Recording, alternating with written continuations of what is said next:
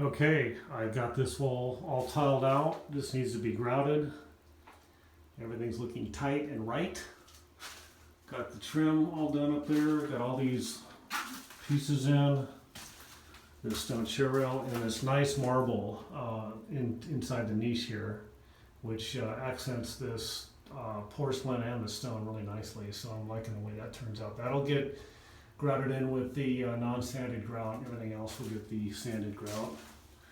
Well, the joints are 3/16 and bigger. So I've got that done, and I've also got this wall started, at least the main part of it, and then extends all the way to the bottom, and then going around the vanity. If you remember, I mocked up the vanity, so that little snub piece there, that 1 1/8" little piece right there, is going to come across the top of that sink and be part of the backsplash. And over the top of that, I'm going to put the 2x4 marble that's in the niche there, and then cap it with the nice chair rail pieces, the stone chair rail pieces.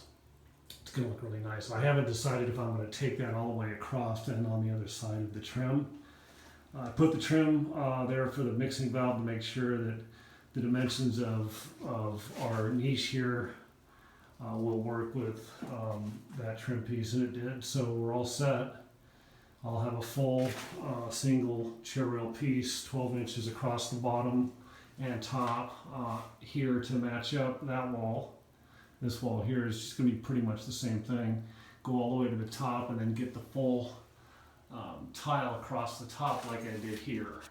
And that's really important. Anywhere where you can use a full tile when you set up your brick pattern like this, it's really important. And I talked earlier about having that full tile down the center all the way at the top, and then having your first grout joint at the bottom. It just makes it look better.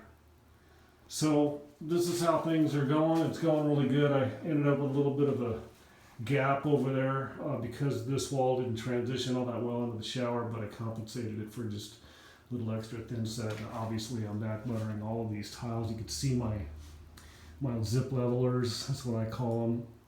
Crimp them down with that crimping device, showed you before. Those are great. Those are a must. When you want to get results like this with minimal whippage, these things are really nice to have. And you can see how I have them at every grout joint. 2 on the top, 2 at the bottom pretty much. Missed 1 or 2 here and there, but for the most part, I'm getting really good results.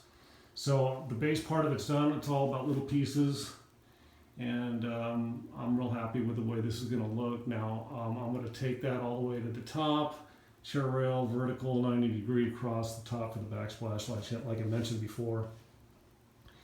I'm not sure what I'm going to do yet with that. I think I might just go marble all the way across the top of that little teeny piece there, and then run it all the way across on both sides of my decorative layout that I'm doing to match up the niche on the other side. So I think that might look best.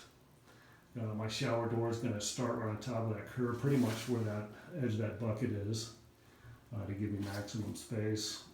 And he's got plenty of meat behind there where all the studs are. So everything got well planned out. That joint there, and then this joint right here, as it meets the wall, is going to get the matching caulking, the sanded caulking to match the grout. The same stuff is going to go on the chair rail up there. Anytime I have a stone or tile to wallboard or a vanity in this case, it's always gets caulked, never grouted. It's just the way I do it. Obviously, everything else will be sanded grout. But this is going to be the same 3/16 gap between the vanity base and then the sink on top.